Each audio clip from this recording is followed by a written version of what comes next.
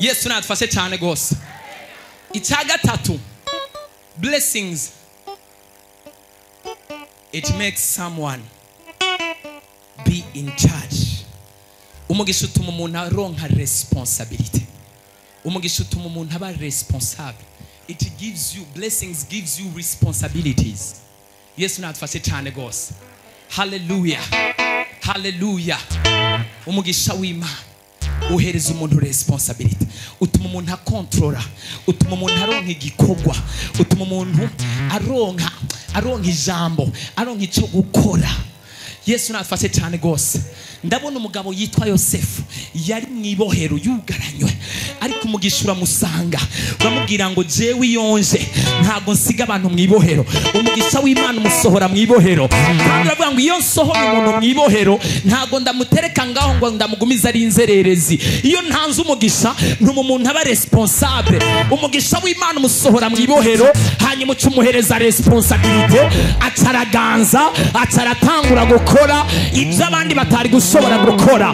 Umugisha w'Imana wafashe umugabo yitwa Dawidi yari kure mu ishyamba. Umugisha w'Imana umukura mu mpene, umukura mu ntama, uramuzana azaza kwibarisha. Haravuga ngo none ibintu bimeze gute ngaha, ariko kugira ngo umugisha w'Imana umuhereze responsibility ubanza kumucisha ahantu, abanza guhangana na Goliath. Umugisha w'Imana utuma ubwira ama responsibility, kandi igihe cyose Imana yaguhaye umugisha ugahunga ama responsibility, ukabona ibikorwa biriko birakogwa ukabihunga, ukabona abantu bariko barafasha ukabihunga, ukabona ibintu biriko birakogwa, Imana yaguhezage kugira ngo ube responsible. God blessed you in order you to be responsible. Imana yahaye inkomezi Dawidi zo kunesha Goliath kugira ngo ataking charge, aronke inkomezi, aronke imbaraga, afate responsibility yo kugwanya umugabo yitwa Goliath. Haravuga ngo because the Lord has blessed me, kubera ko Imana yampezagiye ntegerezwa kuba responsable, ntegerezwa kugira igikorwa. Haravuga ngo ntegerezwa kugwanya uyu mugabo Goliath kandi nkamushira hasi. Umugisha w'Imana utuma umuntu aba responsable. Imana niyaguhezagira, reka kwicarurira amaboko ubona abandi bariko barakora, reka kwicarurira amaboko ngo ni kubera ko ubona ko muri Imana yakudugije mu bundi kwego cyangwa se ku yindi ntambwe cyangwa se mu bundi buryo butandukanye. Iyo umugisha w'Imana uje kuza gumuntu umuhereza responsibility.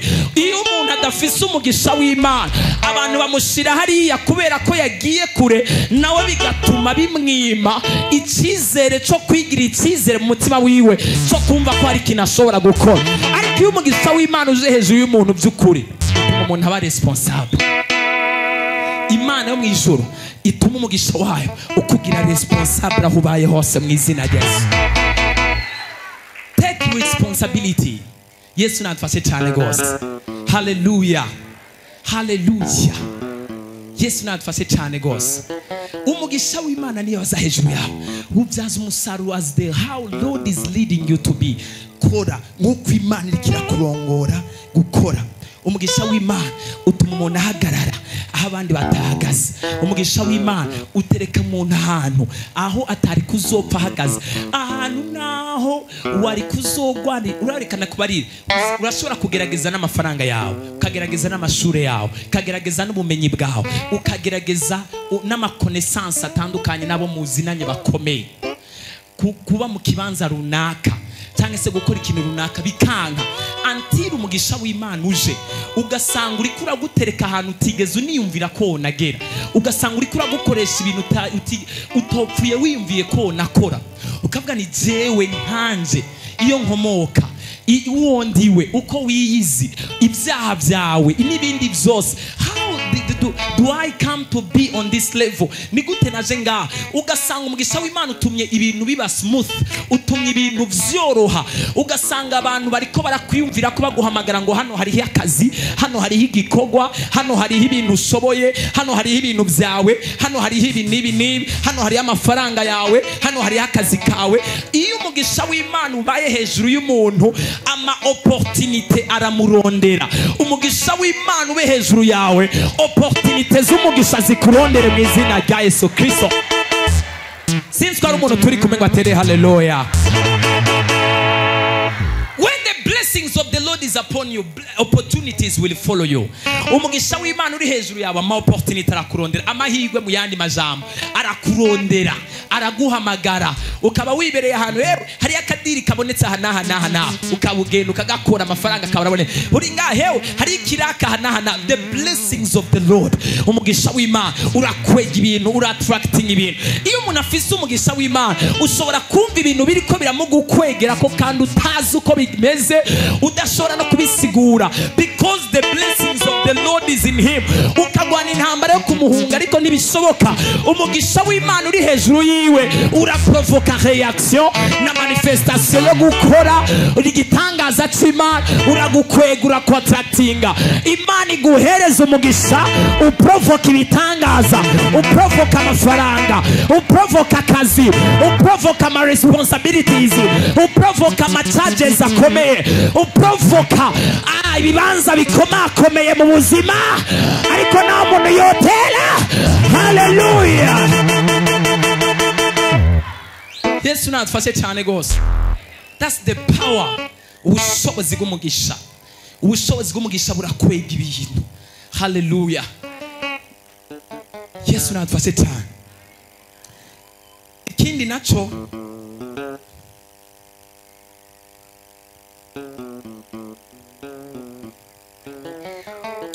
dusomere kuvayo itanguriro 26, itanguriro 26 murongo wa 14 wa 12 kugeza kuri 14. Dusome mu izina ry'umwami wacu Yesu Kristo. Isaka atera ishari abafilisitiya. Umviriza ndakubarire rero, nta muntu numwe iyo umugisha, donc ubushobozi bw'umugisha, iyo umugisha, true blessings of the Lord, umugisha w'Imana ukuri, kano kantu mukumve murafasha.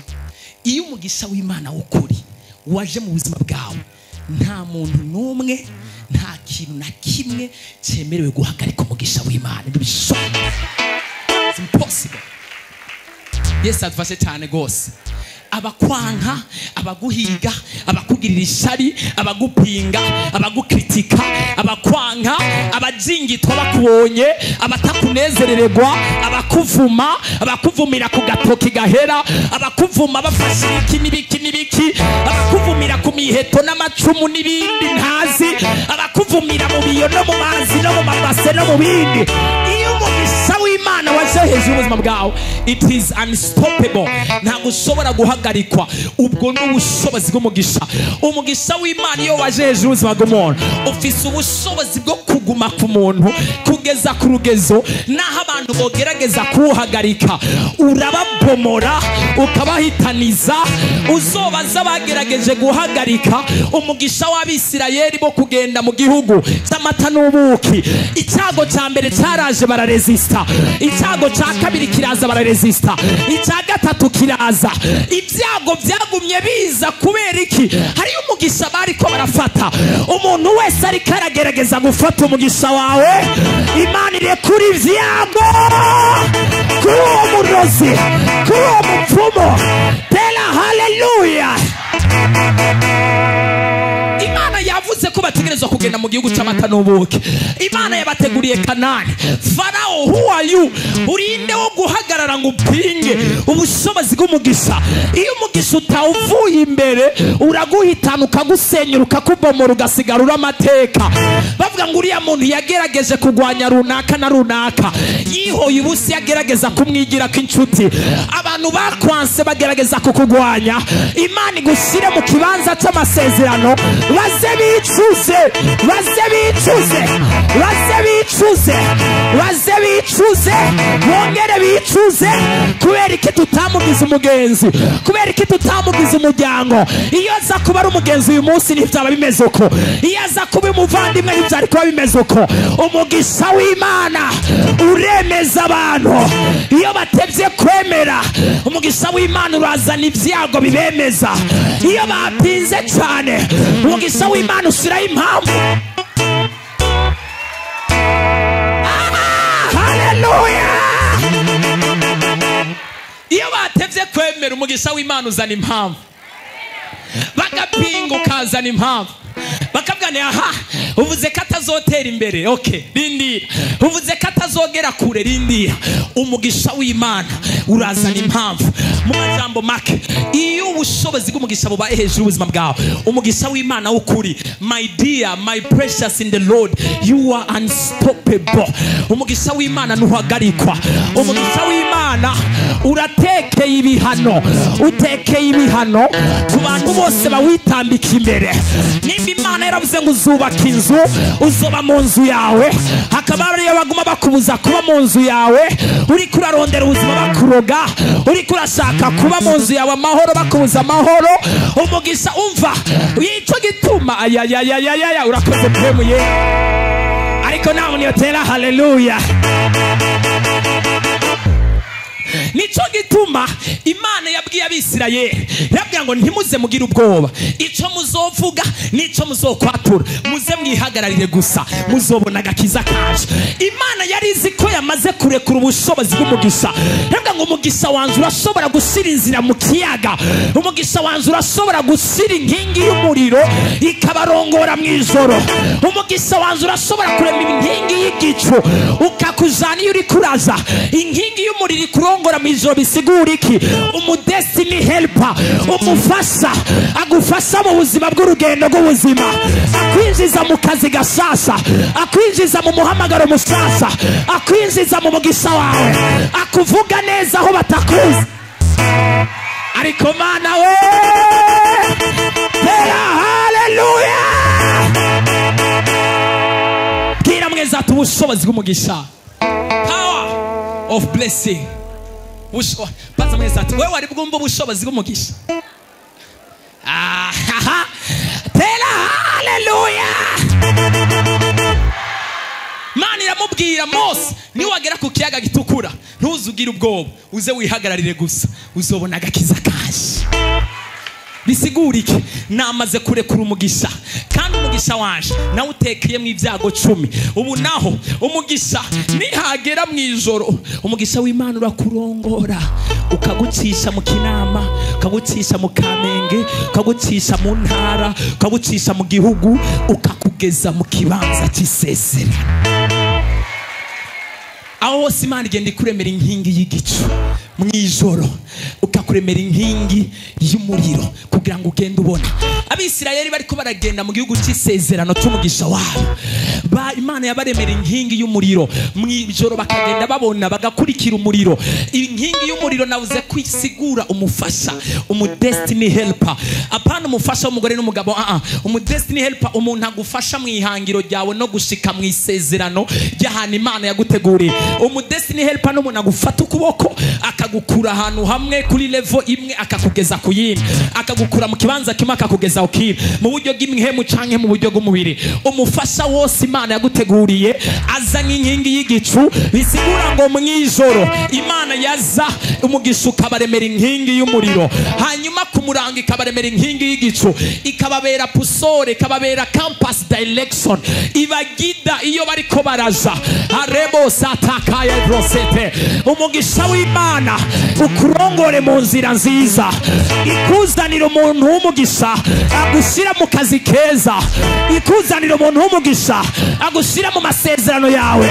Imana ihagurutse umuntu abakuzura ko amasezerano wasezeraniwe, ariko ntabotera. Haleluya.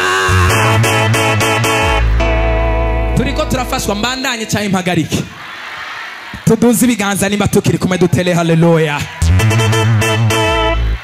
Ni kuvuga rero, when the blessings, the true blessings of the Lord is upon you, y'umugisha w'Imana ukuri uri hejuru yawe, nta kintu na kimwe kiri permitted kuguhagarika.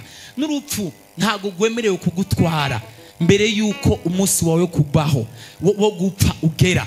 Urupfu iyo ruje uraruburanya, you say no, I'm not to die, ntago ndo gupfa, not my blood, ntago ndo gupfa uyu mwanya, ntago ndo gupfa iki gihe. Twage tubibona kubavugishwa benshi kuri benshi cyane, naho tutovuga nabo. Hari abantu Imana yahaye umugisha hano bage babona bakura mu rupfu, abandi yabakuye mu biturika, abandi yabakuye mu mapine, abandi yabakuye mu burozi, abandi yabakuye mu kujya amasumu, abandi yabakuye ahantu henshi. Umugisha w'Imana urabadefanda, aravuga ni no, so kuzimu nta bubasha ufise bwo kumwica. Uyu umugisha w'Imana uri hejuru yiwe. Haleluya, haleluya. Yesu nadufashe cyane gose. Umugisha w'Imana wabaye no kuri Lazaro. Noneho wowe yamaze no gusoma ku rupfu arabanza kurunywako, ariko umugisha uravuga ni no, you are not belong to death world. Ntabwo uri umuntu abarizwa mu isi y'abapfuye. Sohoka ba mu isi y'abazima kubera umugisha w'Imana. Uyu munsi Imana igushire mu kindi kirere kiyohanye n'umugisha wayo. Usome 26:12. Maze Isaka abiba muri ico gihugu. Geza kuri 14 wihuse. Maze Isaka abiba muri ico gihugu. Muri uwo mwaka nyene yimbura ibirenze ibyo yabivye ingeri ijana. Uhoraho amuha umugisha. Uwo mugabo aba umutunzi agenda arushiriza gushitsa aho yabereye umutunzi. Maze Uhoraho aha iki?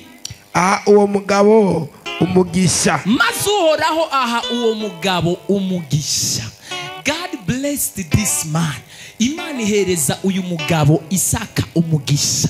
Umugisha Imana yamuhaye. Hanyuma uwo mugabo arushiriza kugenda bumutunzi. Ndabona umugisha w'ubutunzi Imana igiye gushira hejuru y'abana bari pampazi. Aha. Kandi yari afise ibitayega by'imikuku n'amasho n'abantu bahinda atera abafilisiti ishari. Amena. Sawa, dukomere Imana amashimeshi. Yesu natufashe cyane. Uyu mugabo navuze nti iyo umugisha w'Imana uri hejuru yawe gukuri nta kintu kimwe cemere kuguhagarika. Uyu mugabo yarahezaga Imana muhindura umugwiza tunga. Abafilisiti batangura kumugirira ishari. Mugabo naho bamugirira ishari ntago bari bemerewe guhagarika umugisha wiwe. Nibishoboka na gatoya kubera umugisha w'Imana uricira inzira. Hari abantu batagira umugisha ariko Imana ikabahindura umugisha. Imana ikugira umugisha aho ugeze hose mu izina rya Yesu.